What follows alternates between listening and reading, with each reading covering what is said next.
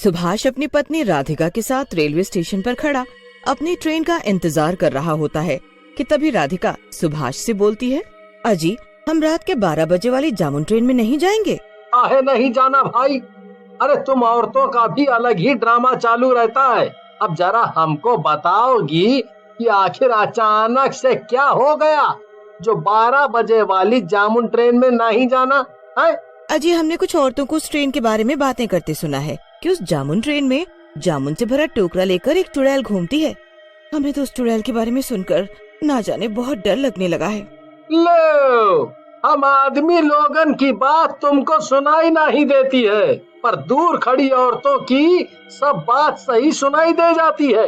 एक बात बताओ, तुम जो इतनी बड़ी माता रानी की भक्तन बनी घूमती हो और गले में माता रानी का लॉकेट धागे सब पहन रखे हैं, फिर भी चुड़ैल से डरती हो? उधर देखो कितने सारे लोग उस जामुन वाली ट्रेन में बैठकर जाने का इंतजार कर रहे हैं, और जरा उन साधु बाबा को देखो, देखो वो भी जामुन वाली ट्रेन में जाने के लिए खड़े हैं, पर बस तुमका ही डर लग रहा है।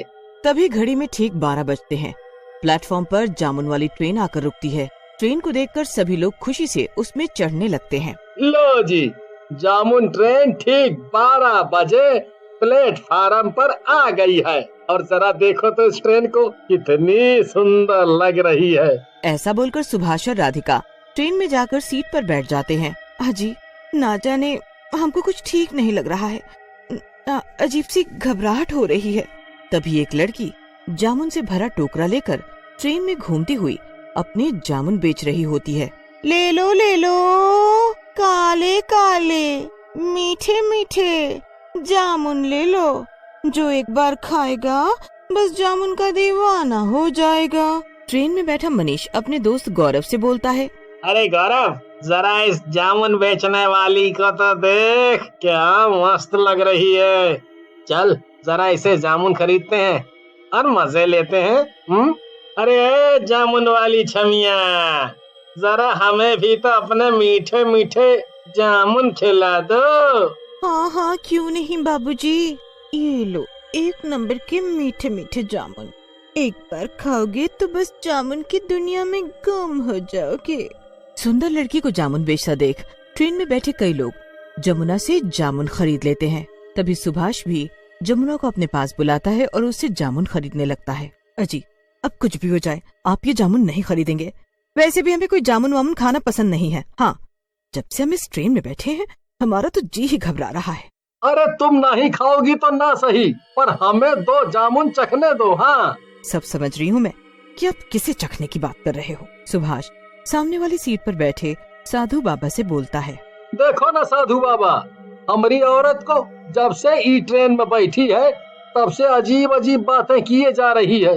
तभी जमुना अपना जामुन का टोकरा लेकर साधु बाबा के पास जाती है और उन्हें जामुन देने लगती है, पर बाबा जमुना से जामुन लेने से इनकार कर देते हैं। बाबा, ट्रेन में बैठे सभी लोगों ने मेरे जामुन खरीदे हैं और खाए भी हैं, बस आप ही हो जिसने मेरे जामुन नहीं खरीदे, और वैसे भी मैं आपको ये जामुन पैसों से नहीं बल्कि मुफ्त में दे रही हूँ। आप खाओगे तो मुझे अच्छा लगेगा।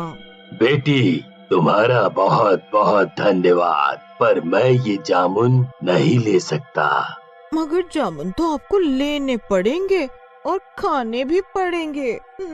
ए लड़की, साधु बाबा से बात करने का ये तरीका है क्या? और जब उन्होंने मना कर दिया कि उनको जामुन नहीं लेने, तो तुम काहे उनके पीछे पड़ रही हो? और वैसे भी जरूरी नहीं है कि सभी तुम्हारे जामुन खरीदे और खाएं। राधिका की बात से जमुना को बहुत गुस्सा आता है और वो गुस्से में एक चुड़ैल के रूप में बदल जाती है और राधिका के ऊपर चिल्लाते हुए बोलती है, क्या कहा तूने? अरे तुझे मेरे जामुन खरीदने भी पड़ेंगे और साथ ही खाने भी पड़ेंगे, और अगर नहीं खाए तो मैं तुझे खा जाऊंगी। ट्रेन में बैठे सभी लोग उस सुंदर लड़की को चुड़ैल के रूप में देखकर बहुत डर जाते हैं। अरे ये क्या, ये जामुन वाली तो चुड़ैल है रे। तभी मैं कहूँ इसके जामुन का स्वाद अजीब सा क्यों है। अरे इस जामुन ट्रेन में तो सच में एक चुड़ैल है रे। अरे इसका जामुन खाकर तो हमें घुटन सी होने लगी है। अब तुम सब तो गए काम से। चुड़ैल के ऐसा कहते ही ट्रेन में बैठे लोग चुड़ैल के जामुन खाकर जामुन में बदल जाते हैं। हे माता रानी, ये क्या हो गया? अजी, आप एक जामुन कैसे बन गए? ये सब क्या हो रहा है? अरे हमने आपसे कहा था ना कि इस जामुन ट्रेन में चुड़ैल घूमती है, पर आपने हमारी एक नहीं सुनी। अब इस चुड़ैल ने बना दिया ना आपको भी जामुन। बेटी, इससे पहले कि ये चुड़ैल इन सभी लोगों की तरह हमें भी जामुन बना दे, हमें इस ट्रेन से उतर जाना चाहिए। फिर जैसे ही ट्रेन रुकती है, बाबा और राधिका ट्रेन से उतर जाते हैं। उनके उतरते ही ट्रेन जामुन ट्रेन से एक जामुन की मालगाड़ी के रूप में बदल जाती है, जिसमें ढेर सारे जामुन भरे होते हैं। चुड़ैल हंसते हुए बोलती है, अरे ओ मेरे प्यारे प्यारे छोटे मोटे खट्टे मीठे जामुन, अब मजा आएगा जब मैं तुम्हारा मुरब्बा बनाऊंगी और तुम्हें मजे से खाऊंगी। हे माता रानी, इस चुड़ैल ने तो सभी आदमी लोगों का जामुन बना दिया और अब इन सब का मुरब्बा बनाने की बात कर रही है। बाबा, इन सब जामुन में तो मेरा भी एक जामुन है। मेरा मतलब मेरे पति भी हैं और जो कि अब एक जामुन बन गए हैं। कुछ भी हो जाए, मैं इस चुड़ैल को अपने पति का जामुन का मुरब्बा बनाने नहीं दूंगी। ओह साधु बाबा, तुझे क्या लगता है तूने मेरा जामुन नहीं खाया तो तू बच जाएगा? तू और ये लड़की कोई भी मेरे से बच नहीं सकता। तुझे तो मैं जामुन बनाए बिना ही निगल लूंगी। ओ चुड़ैल, पहले तो तू अपनी इस जामुन मालगाड़ी से मेरे पति और बाकी सभी लोगों को बाहर निकाल, नहीं तो तेरे लिए अच्छा नहीं होगा। तू जानती नहीं है कि मैं माता रानी की बहुत बड़ी भक्त हूँ और माता रानी हमेशा अच्छे लोगों का साथ देती है और तुझ जैसी चुड़ैल का नाश करती है। चुड़ैल गुस्से में राधिका का गला पकड़ लेती है। मेरी जामुन की मालगाड़ी को जिसने भी हाथ लगाया उसका मैं वो हाल करती हूँ कि तू सोच भी नहीं सकेगी। तभी बाबा अपने थैले से भभूत निकालते हैं और चुड़ैल के ऊपर डाल देते हैं। बाबा, अपनी हद में रह, नहीं तो इस औरत के साथ तेरा भी काम तमाम हो जाएगा। तुम दोनों को जामुन न बनाकर मैंने बहुत बड़ी गलती कर दी। इस बेचारी को छोड़ दे, नहीं तो मैं अपनी भभूत से तुझे भस्म कर दूंगा। चुड़ैल राधिका का गला छोड़ देती है और अपनी मालगाड़ी से जामुन निकालकर उन्हें पास की खाई में फेंकने लगती है और जोर से हंसते हुए बोलती है, अब मेरे कलेजे को ठंडक मिलेगी। अब ये सारे जामुन खाई में जाएंगे। मैं भी देखती हूँ कि तुम मेरा क्या बिगाड़ते हो। आखिर तुम ऐसा क्यों कर रही हो? इन सभी लोगों ने तुम्हारा क्या बिगाड़ा है? तुम सच में जानना चाहती हो कि मैं ऐसा क्यों कर रही हूँ? तो सुनो, कुछ साल पहले की बात है। मैं जामुन ट्रेन में जामुन बेचने का काम किया करती थी, पर एक दिन कुछ कमबख्त लोगों ने मुझे जामुन खरीदने के बहाने से अपने पास बुलाया और मेरे साथ छेड़खानी करने लगे।